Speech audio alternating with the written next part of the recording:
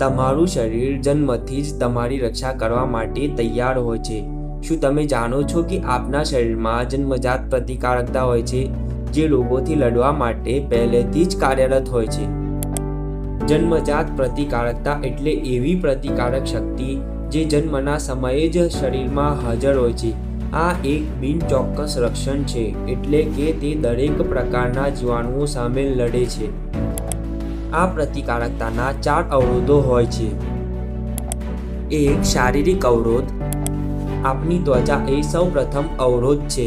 ત્વચા સહિત શ્વસન માર્ગ, જઠરાંતરીય માર્ગ અને મૂત્રમાર્ગના પાત્ર અધિચ્છદીય સ્તર પણ રોગકારકોને અંદર પ્રવેશવા દેતા નથી। 2 ધાર્મિક અવરોધ। આમાં આવે છે લાળ, આંખોના અશ્રુ અને જઠરમાં રહેલો એસિડ। તેઓ રોગકારકોને નષ્ટ કરે છે અને વધતા અટકાવે છે। 3 કોષાંતરીય અવરોધ।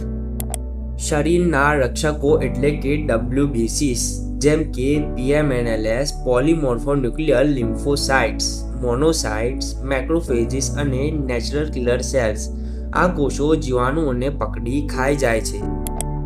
4 કોષરસીય અવરોધ। જ્યારે કોષ વાયરસથી સંક્રમિત થાય છે ત્યારે તે ઇન્ટરફેરોન્સ નામના પ્રોટીન છોડે છે જે આસપાસના કોષોને ચેપથી બચાવે છે। શું તમને આ માહિતી નવી લાગી?